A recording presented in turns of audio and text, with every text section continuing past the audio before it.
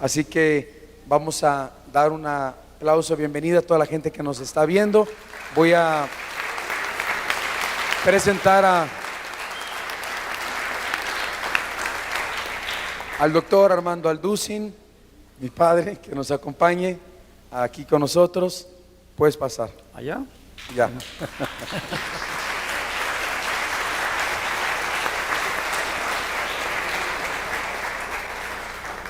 Qué gusto tenerte, Pa, con nosotros. ¿Pa? En el jardín del Edén. ¿Pa? Pa. Él le va a decir que igualado, ¿verdad? Soy tu padre. Padre. Padre. Está bien, dime como me quieras llamar.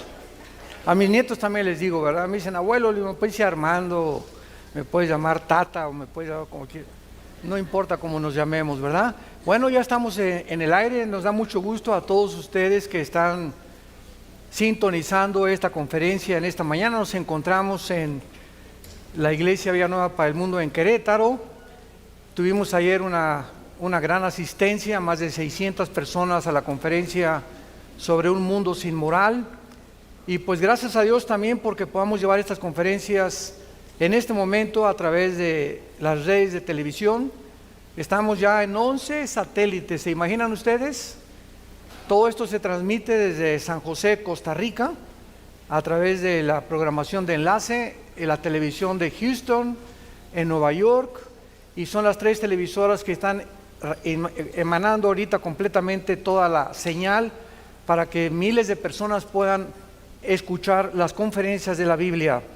Todos los que traen sus Biblias les pido que la abran en el capítulo 12 del libro de los Hebreos.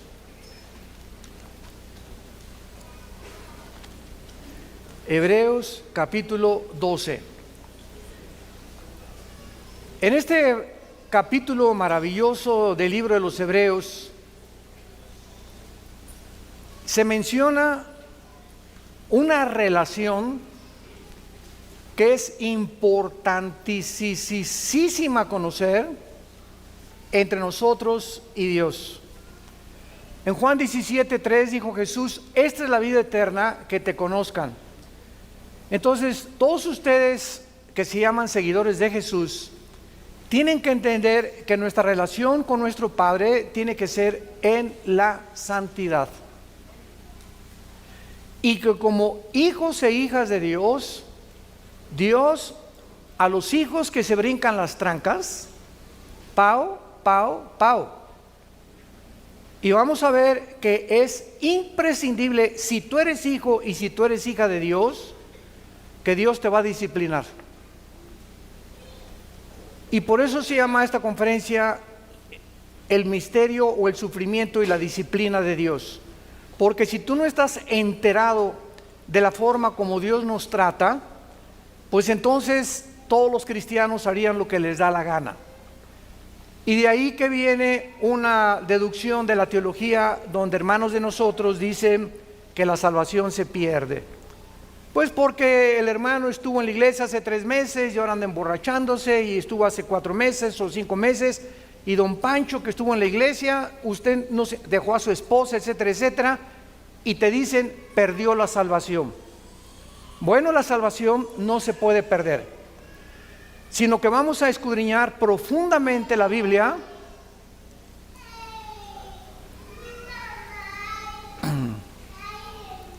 Vamos a escudriñar profundamente la Biblia para descubrir que cuando una persona se ha alejado de Dios y no regresa, simplemente es porque nunca tuvo la salvación. Porque vamos a ver las 3 etapas en las que Dios nos disciplina, y una de ellas, escúcheme muy bien, es la muerte. Y se llama el pecado de muerte, como lo vamos a ver en muchos pasajes del Nuevo Testamento. Hebreos 12, versículo 4 dice, porque aún no han resistido hasta la sangre, combatiendo contra el pecado, y ya han olvidado la exhortación que como a hijos se os dirige diciendo, Hijo mío, no menosprecies la disciplina del Señor, ni desmayes cuando eres reprendido por Él, porque el Señor al que ama, disciplina y azota a todo el que recibe por hijo. Si soportan la disciplina, Dios te va a tratar como hijo, porque ¿qué hijo es aquel a quien el padre no disciplina? Pero si se les deja sin disciplina, de la cual todos somos participantes, entonces son bastardos y no hijos. Por otra parte, tuvimos a nuestros padres terrenales que nos disciplinaban y los venerábamos. ¿Por qué no obedeceremos mucho mejor al Padre de los espíritus y viviremos? Muy bien, vamos a ver que la Biblia nos explica que todos nosotros vamos a enfrentar el sufrimiento. En su gran obra, el dramaturgo William Shakespeare, Hamlet, escribió de esta manera como él percibía la vida. Hace muchos años, yo tenía como 18, 19 años cuando personifiqué el papel de Hamlet. Me encantaba el teatro en aquel tiempo. Y me acuerdo que todavía la partitura que yo me aprendí decía: ¿qué es más levantado contra el espíritu? ¿Sufrir los golpes y los dardos de la insultante fortuna, o levantar las armas contra un piélago de calamidades y haciéndole frente a acabar con ellas? Morir, dormir, no más. William Shakespeare, aunque no era cristiano, percibió la vida que ¿qué vamos a hacer cuando sufrimos? Vamos a levantar las armas contra un piélago de las calamidades, vamos a enfrentar el sufrimiento, vas a enfrentar tu divorcio, vas a enfrentar el abandono de tus padres, vas a enfrentar los abortos, vas a enfrentar la vida con valor, o si no, pégate un balazo. Así lo resumió Shakespeare. Morir, dormir, o sea, si no quieres vivir y no te das cuenta que no estamos en Disneylandia ni en Reino Aventura, estamos en un mundo bien feo, donde este mundo está ocupado por el enemigo y estamos rodeados de enemigos por todos lados. No hay un solo cristiano que no tenga enemigos, y si no los tienes, no eres cristiano, porque de alguna forma te van a perseguir, o en tu familia, o tus amigos, o en la política.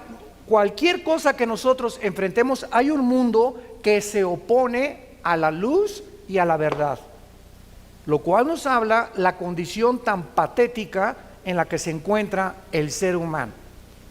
Ahora, muy bien, el sufrimiento no es inexplicable, porque cada cosa que nosotros experimentamos sufriendo tiene una razón de ser. Y vamos a comenzar a abordar esto para que comencemos con una ley bíblica que se llama la ley de la responsabilidad individual. La ley de la responsabilidad individual. La causa más común de los sufrimientos es cuando nosotros mismos nos lo causamos. Es el autoinducido.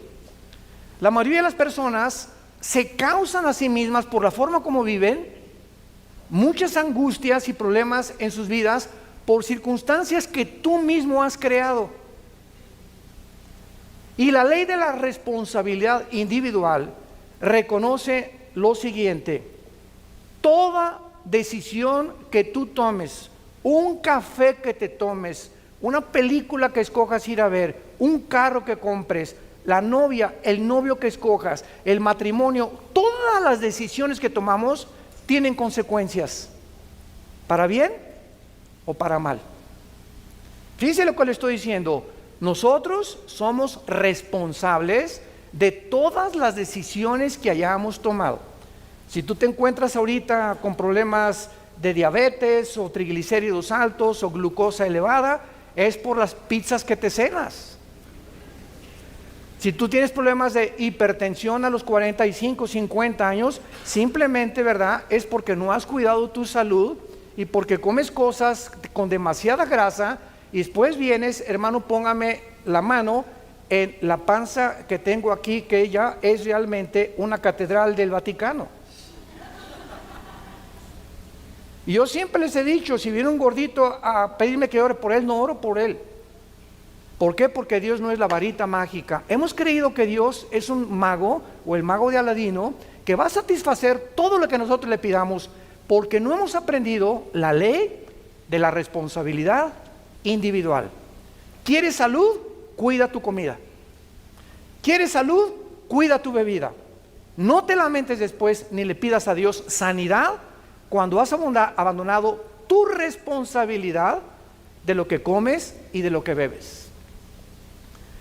En Gálatas 6, del 7 al 8, se establece esta ley inexorable. Todo lo que el hombre siembre, el hombre va a recoger. Había un ranchero que le dijo una vez a su esposa: vieja, no hay nada en el campo de sandías. Y llega la señora y le dice: oye, Pancho, pues ¿qué? ¿Ya sembraste semilla de sandías? No, no he sembrado nada. Entonces, ¿por qué esperas, si no has sembrado, que tengas sandías? Y así hay mucha gente. ¿Por qué me va mal en la vida? ¿Por qué no prospero en mis negocios? Y te contesta Dios que has sembrado para que crees que yo te bendiga tus negocios. ¿Qué cosa es lo que has hecho en tu vida para esperar que yo te bendiga? ¿O qué crees que soy Aladino? Ay, Señor, ahora sí estoy enfermo, sáname. Señor, por favor, que me den un trabajo bueno, que aumente mis ingresos. Muy bien, ¿cuánto has sembrado en la obra de Dios? Y así se podría hablar espiritualmente, económicamente, políticamente. Todo lo que sembramos lo vamos a recoger. Y la ley dice lo siguiente: que la cantidad y lo que tú siembres, el mal que tú hagas, ese es exactamente proporcional al que te va a venir después. Tú le robas a alguien y alguien te va a robar a ti. Tú le debes a alguien y alguien se va a convertir muy pronto en tu deudor. Tú manoseas a tu novia, que no están casados, o la tratas de abusar. Tú no te imaginas cómo te va a ir en tu matrimonio. Ahorita los psicólogos y los ginecólogos han llegado a la conclusión que la mayor parte de los problemas que el hombre sufre de disfunción eréctil son maldiciones de hombres que trataron mal a las mujeres en su juventud o a su ex esposa. Tú tocas a una mujer y le haces daño a una mujer, no te la acabas, no te la vas a acabar, porque Dios es vengador y porque estás abusando de una propiedad que no es tuya. Las mujeres le pertenecen a Dios. Y si no entendemos esto, no podemos como hombres cristianos tener mejores matrimonios ni mejores familias, porque estamos abandonando la ley de la responsabilidad individual. Muy bien, aún antes que Dios creara al ser humano, decretó el libre albedrío, por lo que nuestras decisiones tienen que tener repercusiones para bien o para mal. Eso es absolutamente lógico. Y todos nosotros somos responsables de nuestras acciones. Y así como hay leyes científicas inexorables, como si yo voy caminando ahorita y doy un paso aquí, no importa lo que yo piense, me voy y me tropiezo, porque la ley de la gravedad postula que todo objeto más pesado que el aire es atraído hacia el centro de la Tierra. Es una ley que funciona de 2 a 3 o de 6 a 7. No, ¿verdad? Es una ley inexorable las 24 horas del día. La ley del electromagnetismo, la primera y la segunda ley, la termodinámica, la ley de la entropía, la ley de las fuerzas nucleares, las fuerzas poderosas y las débiles, todas estas leyes que el universo contiene. Gracias a estas leyes existe la ciencia. Si no hubiera una ley perfecta que nunca se atrase en el universo, no podría existir la física, ni las matemáticas, ni la astronomía, ni la astrofísica, ni la física cuántica. Es gracias al orden que tenemos en el universo que existe la investigación científica. De la misma manera, las leyes espirituales no se pueden violar. La implicación de esta ley de la responsabilidad individual es que cada ser humano es responsable. Síganme con mucho cuidado. Una persona madura, y vas a alcanzar la madurez emocional en tu vida el día que le dejes de echar la culpa a nadie. El día que tú sigas, es que yo soy prostituta porque mamá fue prostituta.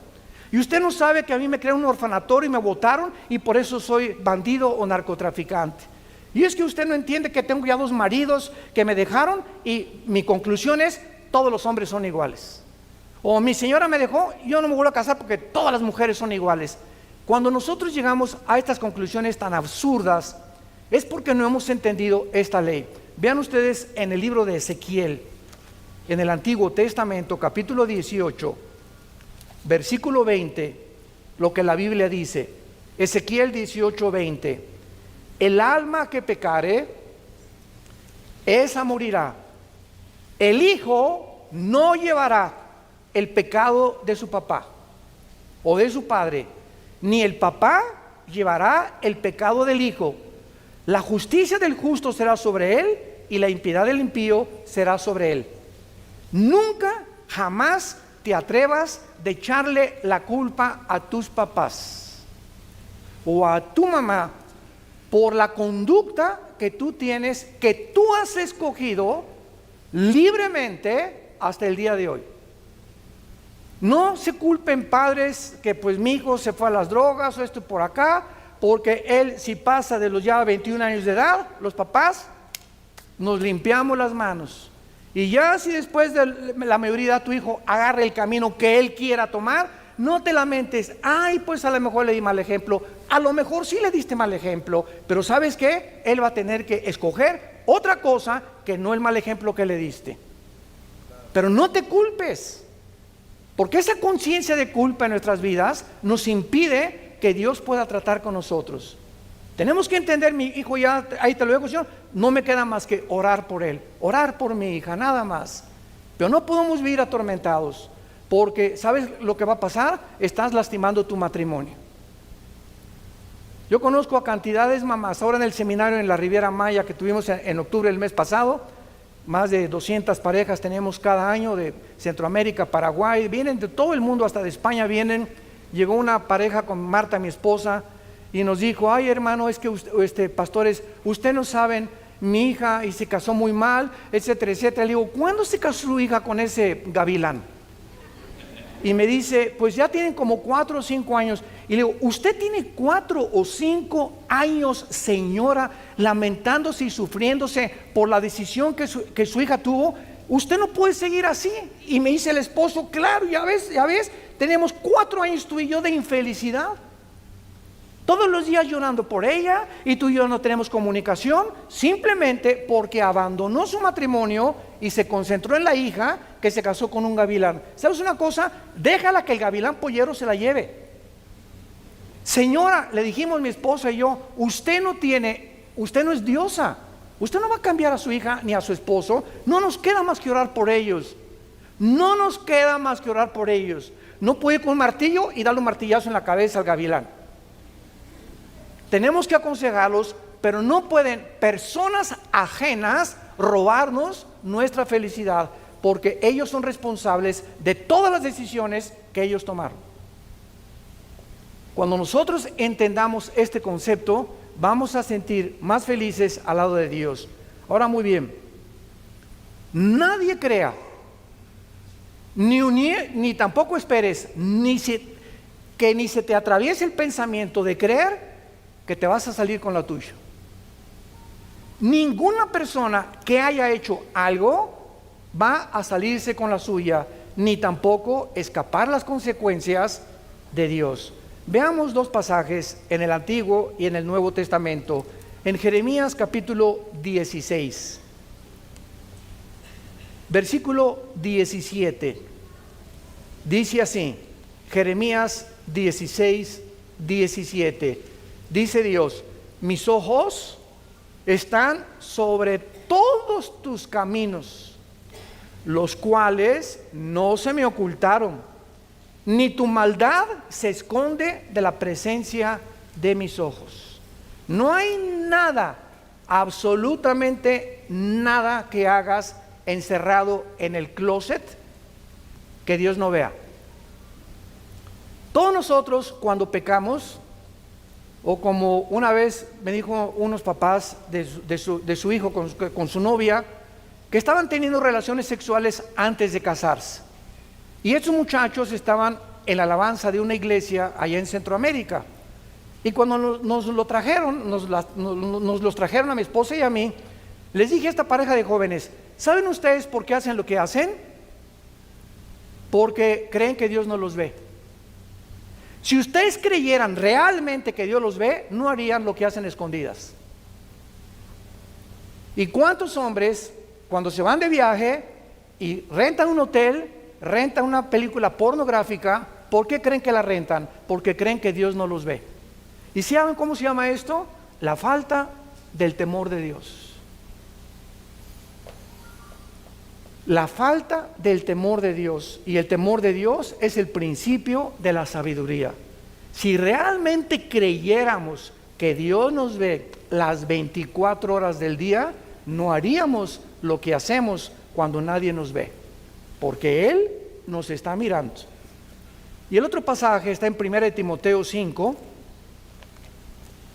1 Timoteo 5, versículo 24 y 25, y dice el apóstol Pablo, 1 Timoteo 5, 24 y 25, los pecados de algunos hombres se hacen patentes, o sea, conocidos, antes que ellos vengan a juicio, mas que a otros se les descubren después. Asimismo, se hacen manifiestas las buenas obras, y las que son de otra manera no pueden permanecer ocultas. No hay nada que tú hagas, en la traducción parafraseada, no hay nada que hagamos que Dios no lo saque a la luz, tarde o temprano. Y Dios, en su paciencia y en su misericordia, hay muchos cristianos que pues hicieron algo hace 6 meses o hace 4 meses, o robaste, o todavía debes un dinero que no has pagado, y sigues caminando en la vida, y como no te pasa nada, crees que ya se olvidó. A lo mejor hasta 1 año tiene Dios de paciencia a que tú te arrepientas. Pero dice la Biblia que tus pecados te alcanzarán. Lo que tú hiciste el año que entra, o dentro de 2 años, o dentro de 3 años, nos va a alcanzar ese mal que hicimos tarde o temprano. De acuerdo a lo que hayamos hecho, no nos escapamos del juicio de Dios. Y dice Dios: te doy la oportunidad que te arrepientas. Primera de Juan 1, 8 y 9. Si confesamos nuestros pecados, Él es fiel. ¿Por qué Él es fiel? Porque hay un pacto entre nosotros y Él. Él es mi Padre. Por eso conozcamos a nuestro Dios. Él es fiel porque es mi Padre. Y además es justo, porque en la cruz su Hijo pagó por eso que yo hice. Ahora solo me pide, siendo su Hijo, que me vuelva otra vez a Él y que abandone eso que hice, que pida perdón, que restaure tal vez, si es posible, el daño que hice, pero que no me quede con ese pecado, porque el que cubre sus pecados no prosperará. Proverbios 28. Y el que los confiesa alcanzará misericordia. Entonces Dios nos da 2 opciones: hijo, hija, híncate, o dímelo tal vez hoy en la tarde que vamos a orar. Dime: Señor, estoy haciendo esto, estoy haciendo aquello, reconozco que no puedo seguir haciendo eso, y la sangre de Cristo te va a limpiar de toda maldad y te evitas el juicio de Dios, que vamos a ver al final, que es terrible, pero no nos podemos escapar, porque es la ley de la responsabilidad individual. Regresamos a Hebreos 12, en nuestro pasaje, y veamos algunos secretos de esta forma de tratarnos. Dice el versículo 5 y 6, que no se nos olvide. ¿Qué estoy haciendo ahorita con todos ustedes? Los estoy exhortando. La profecía exhorta, consuela y edifica. Ya el profeta del Nuevo Testamento no es: te vas a casar con una muchacha que va a llegar de ver dentro de 2 semanas a la iglesia, o el presidente de esta nación va a hacer esto y va a salir esto y aquello. Esas profecías, ¿verdad?, siempre les he llamado yo marihuanadas. ¿De cuál fumaron? El profeta en el Nuevo Testamento, 1 Corintios 14:3, es la persona que habla para exhortar, para edificar o para consolar con la Biblia. Ya no es para el futuro, porque el futuro está completamente revelado ya aquí en los 66 libros de este maravilloso libro que se llama la Biblia. Entonces dice Dios, no te olvides de la exhortación. Y ahorita Dios, a través de la Biblia, yo estoy haciendo esto, y apunto un dedo a ti y me apunto 3 a mí. O sea, no creas que yo tampoco me escapo de esto, porque nosotros somos los primeros, a los líderes a quienes Dios nos juzga. Antes que Dios juzgue a la iglesia, comienza con aquellos que son líderes en su casa, los hombres, en tu trabajo, en tu oficina, políticamente, a los jueces, a los magistrados, a los gobernantes, a los presidentes de la república, les cae tarde o temprano el hacha que ya está puesta en la raíz del árbol. Entonces, no olvidemos esto que va a decir Dios. Hijo mío, no menosprecies mi disciplina. La palabra disciplina en el griego es la palabra pedagogos.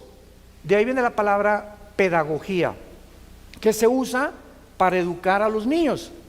A un niño en la primaria, desgraciadamente muchos maestros no lo saben, la educación no, escuchen esto, la educación no consiste en solamente un input o meter data o conocimiento en las mentes del niño.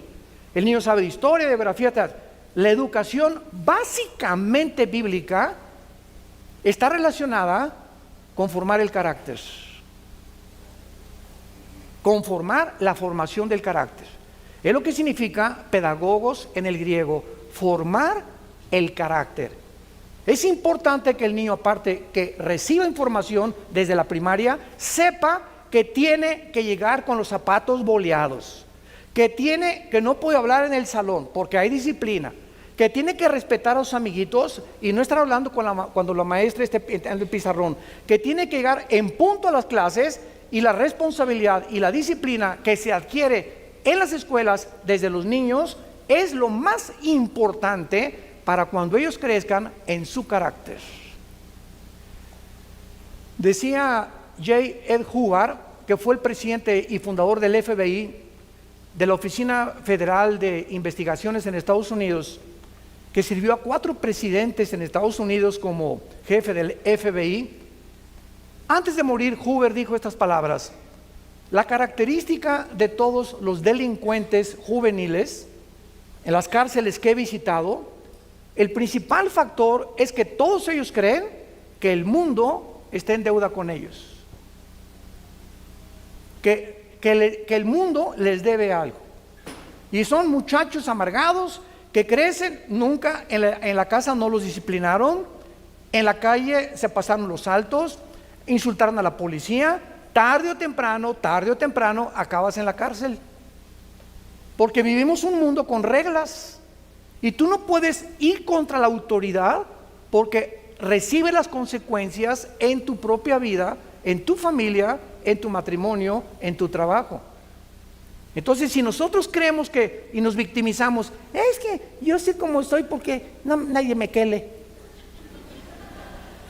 Cuando mataron al presidente Kennedy, 1962-63, en la ciudad de Dallas, Texas, Lee Harvey Oswald, un muchacho que fue entrenado en Rusia y que supuestamente parece que él fue el asesino, parece que fueron 2 balazos los que le dieron, etcétera, etcétera. Cuando comenzaron a investigar la vida de este muchacho, Lee Harvey Oswald, descubrieron que había sido criado en un orfanatorio y que su mamá lo había abandonado, lo metieron a otro orfanatorio y también lo volvieron a abandonar. Y entonces, si no lo hubieran matado, los jueces en Estados Unidos y en la América Latina, escuchen esto, están victimizando a los ladrones y a los asesinos. No, es que él, si no hubiera tenido sus papás, es que si no hubiera tenido esa mamá, vamos a darle una sentencia más leve. ¿Sabes una cosa? Él hizo lo que hizo porque él lo quiso hacer. Y cuando le echamos la culpa que somos víctimas de las circunstancias, ¿sabes de dónde viene eso? De Freud. El medio ambiente me hizo ser como yo soy. Soy el resultado del medio ambiente en el cual yo me desenvolví. En Estados Unidos hay un grande predicador que le decían el segundo que iba a ocupar a Dr. Billy Graham cuando muriera, que se llama, porque él vive, James Robinson. Él pertenecía a los Bautistas del Sur, allá en Texas, y este muchacho nació a los 6 meses, su mamá lo echó un bote de basura. Lo recogió una prostituta del bote de basura cuando él tenía, antes del año de nacido. La prostituta lo estuvo criando y amamantando como 1 año y lo volvió a echar a otro basurero cuando tenía 3 años de edad. Lo recogió otra tercera prostituta y esta tercera prostituta lo crió como 3 años y lo internó en un orfanatorio porque declaró que no lo podía seguir manteniendo. James Robinson se creó con todos estos antecedentes en un orfanatorio y a los 16 años un pastor fue a predicar al orfanatorio y él se convirtió. Y se convirtió en el predicador más grande que Estados Unidos ha tenido después del Dr. Billy Graham. Ahora él se dedica a cuidar niños con su esposa que necesitan ayuda de comida en el África. Pero ahí está el resultado, que es una mentira que tú eres lo que eres por el medio ambiente en donde tú te desarrollaste. Que tu papá le decían el Chapo de Querétaro, a tu mamá le decían la prostituta de aquí de San Miguel Allende, y a ti te hicieron lo que quisieron. Nada justifica delante de Dios lo que tú has decidido ser. Y eres lo que eres porque decidiste ser igual a tu mamá o igual a tu papá y no quisiste salirte de ese medio ambiente, porque Dios nos ofrece y nos dice que su gracia es más grande que nuestro pasado. Si lo quieres apuntar, la gracia de Dios es más grande que nuestro pasado. Ahora, muy bien, dice la Biblia que no desmayemos cuando Dios está formando nuestro carácter. Y esta palabra dice, porque Dios al que ama disciplina. Y vean ustedes la palabra que se usa a continuación en el versículo 6, y azota, en el griego es mastigo, azota al que sirve por hijo. Esta palabra azotar es ya algo físico. Dios primero nos habla esta mañana. Te estoy hablando, hijo, hija mía. Deja de hacer lo que estás haciendo. Te estoy viendo. Y te estoy recordando que no te vas a salir con la tuya. Tarde o temprano te voy a llamar a cuentas. Hazme caso, por favor. Ven a la cruz. Ahí está la sangre tan fresca como hace 2000 años para que te arrepientas. Pero si tú insistes en eso, ya no te voy a hablar porque vas a endurecer tu corazón. Y cuando tú sales por esa puerta esta mañana y tú no cambias tu actitud, ¿qué le pasa a el alma? ¿Sabes? Hace mucho tiempo yo tenía un martillo y estaba clave en el garaje de la casa de ustedes, y me salió una especie de callo aquí en la mano, y esta callosidad descubrí, me dijo un amigo, agarra una aguja y atraviesa. Le dije, no, me va a doler. No, me dijo, hazle el experimento. Y agarré una aguja y la metí en el callo, 0 sensibilidad, porque el callo ya no tiene determinaciones nerviosas o articulaciones nerviosas, porque es callo. Esta palabra que se usa en la Biblia es lo que le pasa al alma. Llega un momento en que vienes a la iglesia y oyes, pero como te has endurecido tanto en tu corazón, Dios ya no te puede hablar, porque tú has decidido no arrepentirte. Entonces Dios va a tener que usar algo más drástico. ¿Y sabes por qué? Porque te ama, porque nos ama y prefiere, como dijo Jesucristo en Marcos 9, es mejor que entres cojo, ciego, tuerto, manco al cielo, a que entres entero al infierno. Es tan terrible el infierno que Cristo mencionó, que solamente el pensar que en su cruz nos libró de ese castigo es para que nosotros lo tomemos verdaderamente en serio. Ahora vamos en último lugar a ver las 3 tipos de disciplina. ¿Listos? Abróchense los cinturones. 3 tipos de disciplina. Los menciono y los desarrollo uno por uno. Número 1, disciplina de advertencia. Dios comienza siempre a advertirte. Vas en la calle y se prende una luz amarilla. ¿Qué te está diciendo el gobierno? detén tu velocidad, porque en instantes se vuelve en rojo. Y si alguien se pasa o tú te pasas en rojo, involucras tu salud, el dinero que vas a pagar en multas, tu familia o hasta la misma muerte. Una luz amarilla no te está diciendo párate, te está advirtiendo, baja la velocidad para que cuando se prende el rojo ya estés completamente parado. Dios nos está advirtiendo en esta mañana. Son focos amarillos que Dios nos prende a continuación. Se llama la disciplina suave. Mijito, no hagas eso, por favor. Mi nene, partiche bien, mi nene, porque si no va a verlo. Y pau, papá, le hace pau, pau. Pero si Pepito, ¿verdad?, sigue insistiendo, viene después el pau. No procedemos inmediatamente. ¿Se acuerdan de Apocalipsis 3:20? La iglesia de la Odisea. Muchos me han preguntado si esta iglesia era cristiana. La respuesta: no era cristiana. Increíble que de las 7 iglesias del Apocalipsis, 5 sean llamadas a que se arrepientan. ¿Y saben cómo se personifica a Cristo o cómo se retrata a Cristo? He aquí estoy a la puerta y llamo. Es la disciplina de la advertencia. Dios ahorita te está diciendo, te está tocando la puerta de tu corazón. Regresa, arrepiéntete, vuélvete a mí, te estoy esperando. Es la disciplina de advertencia. Número 2, si no oyes, viene la disciplina intensiva. Número 2, si tú ignoras, rechazas las advertencias divinas, requerirás una disciplina mucho más intensa. Por tu terquedad, por tu endurecimiento de tu corazón, vas a perder la sensibilidad a la voz del Espíritu Santo, por lo que las advertencias ya no te pueden servir. Y solo Dios lo sabe. ¿Cuántos de ustedes se encuentran en el segundo paso? En esta advertencia en la que no has hecho caso de la primera. Ahora Dios va a usar algo más intenso que te va a doler. Lo único que te puedo decir es que nos va a doler si no nos volvemos a Él. Sin embargo, como Dios tiene un plan maravilloso para nuestra vida, en su misericordia y en su gracia nos mantiene vivos. Porque nos podría llevar a casa, ¿verdad? Pero nos ama tanto Dios y es tan paciente la gracia de Dios y el carácter de Dios, que por eso estás aquí esta mañana. ¿No te has preguntado por qué amaneciste aquí? En lugar de que ahorita te hubiera agarrado un accidente y afuera un ataque al corazón, una embolia cerebral, estás aquí vivito y coleando, sentado escuchando tal vez segundo paso de la disciplina de Dios, porque Dios todavía no ha tratado contigo allá afuera.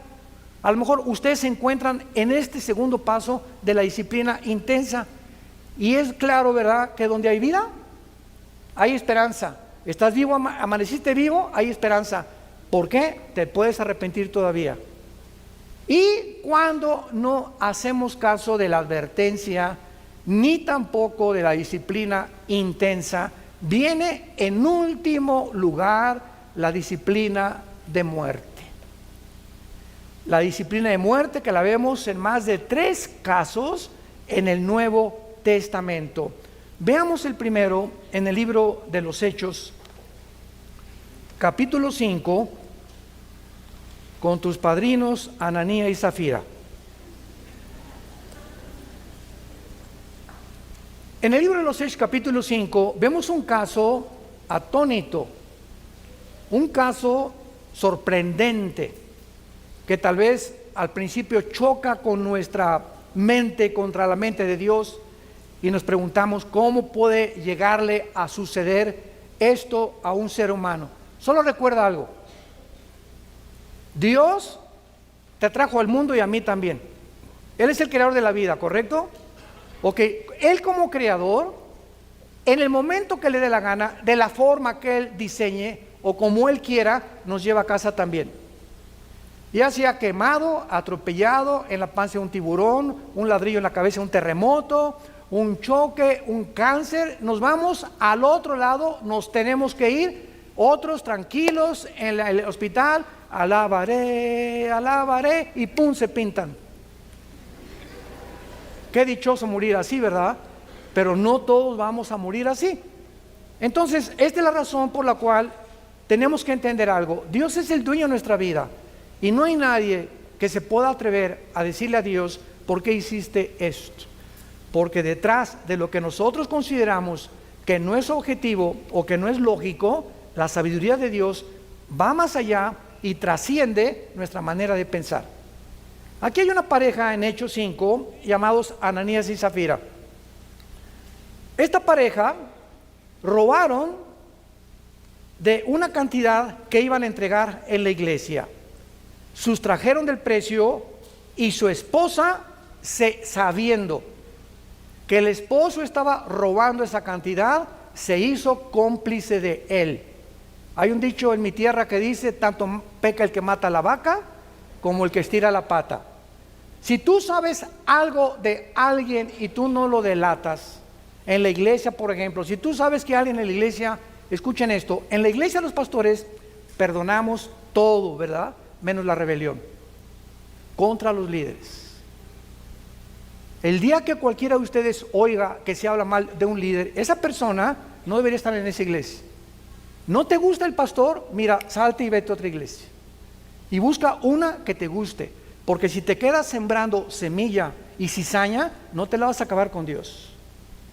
Ahora, si alguno de ustedes sabe que hay un pecado de un pastor que es ya trascendente, que está viendo en adulterio, que el pastor tiene un amante o que fraude o robo, ustedes ya para qué se quedan en esa iglesia, ¿verdad? Es absurdo que tú siguieras en esa iglesia, pero tú no puedes con tu esposo saber que él está robando cualquier cosa y quedarte callada, o que tu esposa en adulterio y no se lo dice al pastor. Es que me va a pegar si él sabe. Pues sabes una cosa, que no temas las consecuencias porque Dios te va a proteger. Bueno, esta señora Zafira se quedó con todo, ¿verdad?, guardado, y entonces dice la Biblia que cuando le trajeron lo que se habían propuesto, le trajeron una parte nada más a los pies de los apóstoles. Y dijo Pedro a Ananías, vean ustedes, la primera pregunta es, ¿por qué llenó Satanás tu corazón para que mintieras al Espíritu Santo y sustrajeres del precio de la heredad? La primera pregunta es, ¿quién le dijo a Pedro? Ya no estamos en el Antiguo Testamento. En Hechos 2 comienza el Nuevo Testamento. ¿Quién le dijo a Pedro, que ni los conocía, que entrando a la iglesia, él sabía que este hombre y esta mujer tenían un pecado de latrocinio y de mentirle a Dios? ¿Quién le dijo a Pedro? Se llama palabra de conocimiento. Cuando un cristiano desarrolla el discernimiento espiritual, Hebreos capítulo 5, y vives cerca de Dios, a través del tiempo, tenemos como una parabólica espiritual en la dimensión invisible, que Dios te permite ver o sentir, y tu esposa te dice, mira, tú le traes a Pancho, te presenta a Pancho, y el esposo dice, yo no sé, mi amor, ya se fue Pancho, pero sabes que hay algo en su mirada, hay algo en su actitud que no me gusta. Escucha a tu esposa, porque tienen ellas más desarrollado este sexto sentido que nosotros los hombres. Ellas se dan cuenta mucho más de la hipocresía y la falsedad de muchas personas, no todas,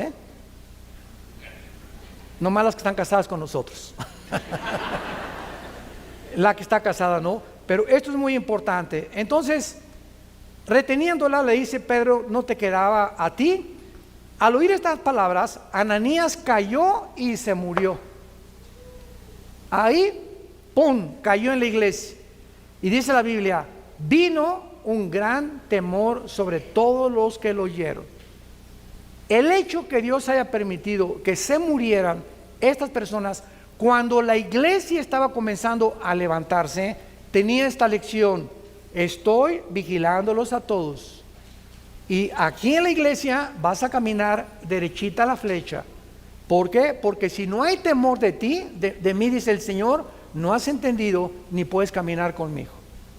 Y recuerden algo, el temor de Dios no es tener miedo de Dios, porque tener miedo de Dios es una cosa y tener temor de Dios otra cosa. ¿Sabían ustedes eso? El tener miedo de Dios te hace que te alejes de Dios y que no te acerques a Dios. Y cuando tememos a Dios, nos acercamos a Él sabiendo que en Él hay perdón, que en Él hay misericordia, que es mi papito. y que me puede levantar, y que si me caí del caballo me va a sanar las heridas, porque Dios hace la herida y Dios sana también. Entonces el temor de Dios nos acerca a Él, porque sabemos que Él es real, que está viendo y que no lo puedo engañar. El segundo caso está en 1 Corintios 5. El segundo caso de un cristiano o de cristianos que cometieron la disciplina de muerte. En este caso de 1 Corintios 5, de cierto se oye, dice Pablo, que entre ustedes hay un problema sexual. Se tradujo con la palabra porneia, de ahí viene la palabra pornografía. Cuando vean ustedes fornicaciones, cualquier pecado fuera del matrimonio o cualquier relación sexual fuera del matrimonio es fornicar. Oigo, dice Pablo, que en la iglesia hay un pecado sexual. Y este pecado sexual ni siquiera se nombra entre los gentiles, tanto que alguno tiene la mujer de su padre. O sea, este muchacho se estaba metiendo con su madrastra. Increíble. Y los líderes lo sabían, los pastores lo sabían. Entonces, ¿cómo podía Pablo permitir esto? Y dice el versículo 2, ustedes están envanecidos, no debieran haber quitado de en medio de ustedes al que cometió tal acción. O sea, en este momento requiere que la persona que está así y no se disciplina salga de la iglesia. Ay, falta de misericordia. No es una misericordia santa, porque mucha gente cree que la misericordia es, ay, me pegó mi esposo, me quiero aguantar porque me dijeron las hermanas que me aguantara de todo. Esa no es una misericordia santo, esa es mansedumbre. Ninguna mujer puede permitir que su esposo la toque. Es que la hermana me dijo, ese habrá sido la Madre Teresa.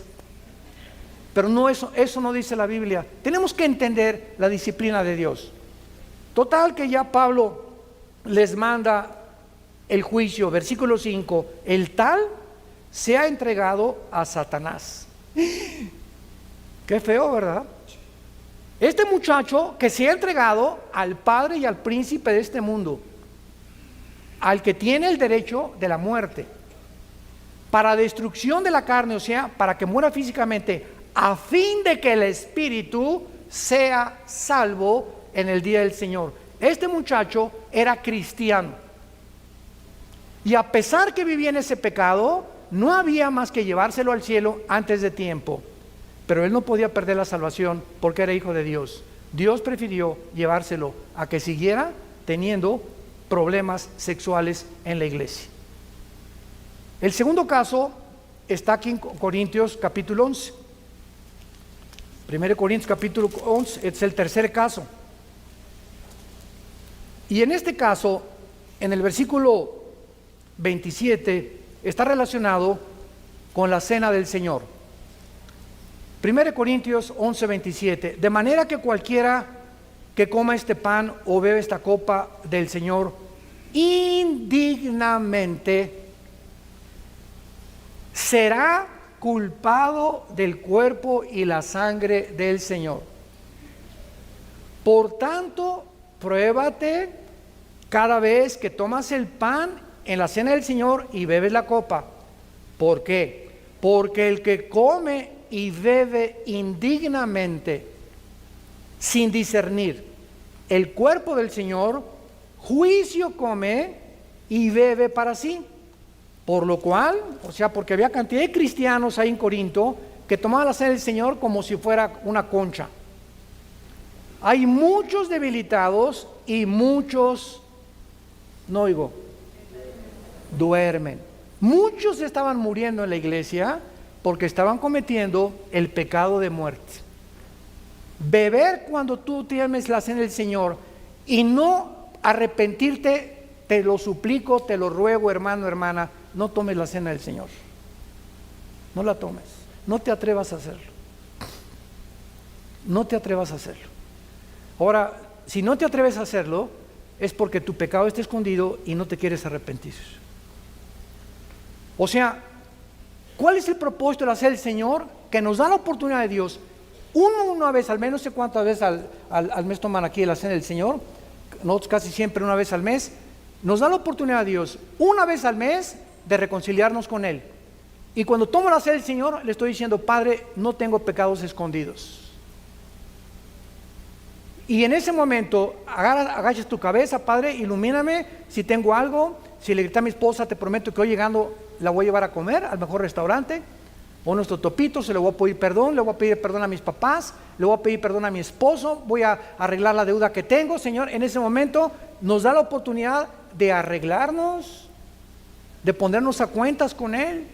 Porque si te atreves a tomar la cena del Señor y mantienes el pecado, que Dios te da la oportunidad de confesarlo, estás expuesto a un juicio de Dios muy, muy, muy grave. En cuarto lugar, en Santiago capítulo 5, ¿están aprendiendo algo?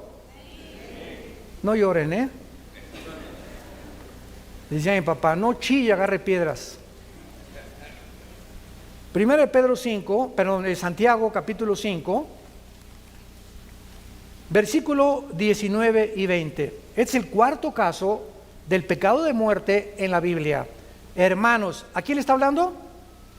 A los cristianos. Hermanos, si alguno entre ustedes se ha extraviado de la verdad y alguno le hace volver, sepa que el que haga volver al pecador del error de su camino, salvará de muerte un alma y cubrirá multitud de pecados.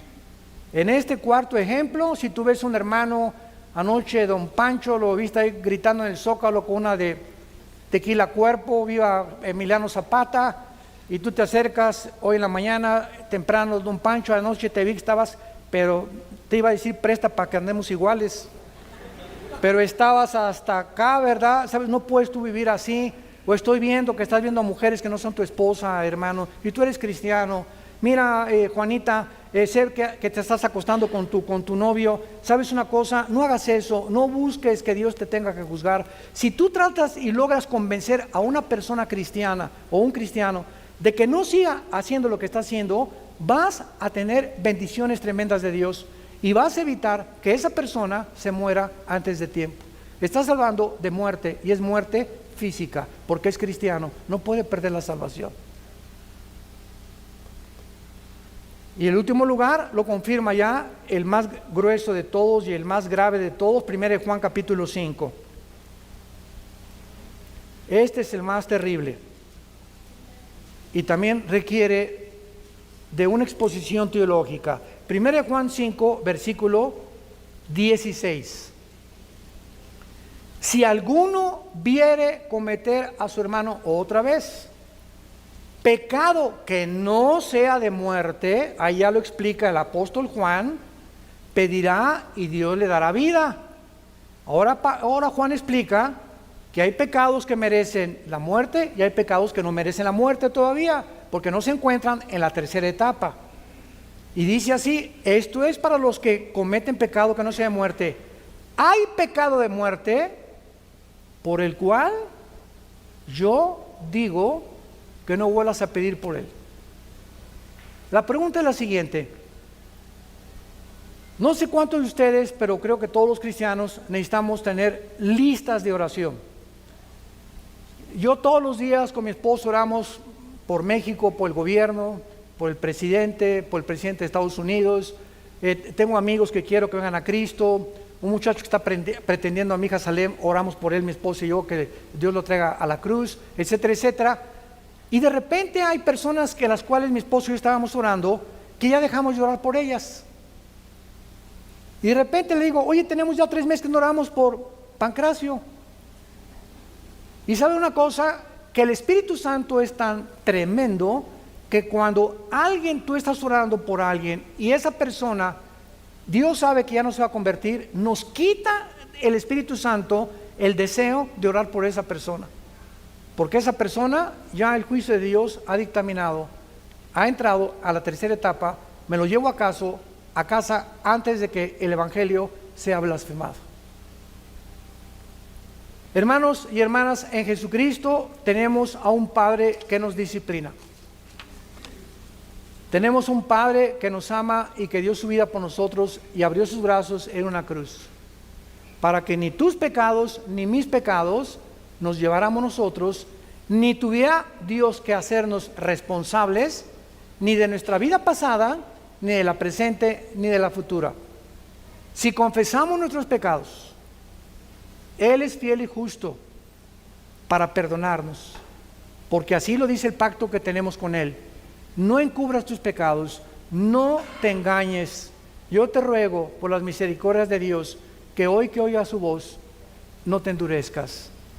Como a hijos que se os ha exhortado, Dios al que ama disciplina.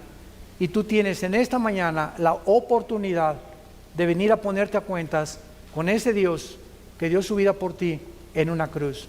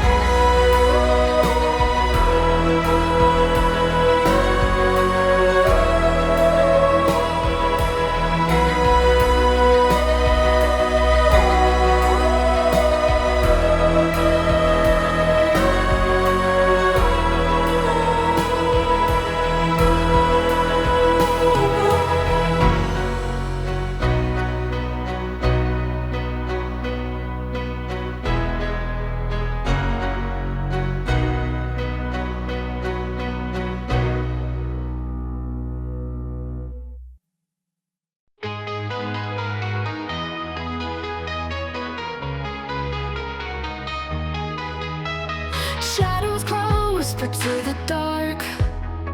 Neon lights flicker, burn a mark. Lost souls wander in city streets, hoping to find our secret beats. Moonlight dances on shattered glass. Time stops, minutes moving fast. Empty faces in crowded halls, searching for something through these walls. Echoes in the night call my name. Whispers in the wind play the game. Heartaches a ghost can't contain. Lost in the echoes we're the same. Silent cries and twilight's hold. Stories untold and voices cold. Fragments of dreams float away. Live in shadows and night's way. Rain falls heavy, washing pain. In this labyrinth I remain, seeking truth in tangled lies, hoping for light in shadowed skies. Echoes in the night call my name. Whispers in the wind play the game. Heartaches a ghost can't contain. Lost in the echoes we're the same.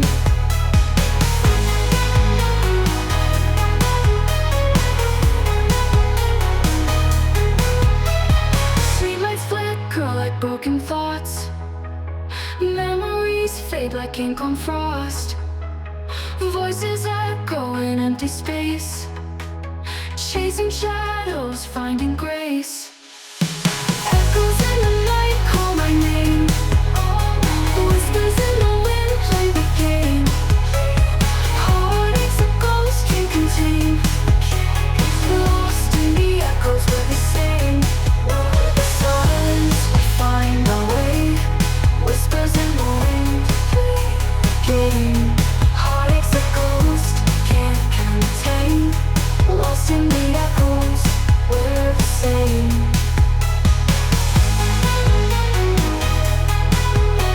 Silence, we find our way. Through the darkness, we hold the day. Echoes fade, we remain. Lost in the echoes, we're the same.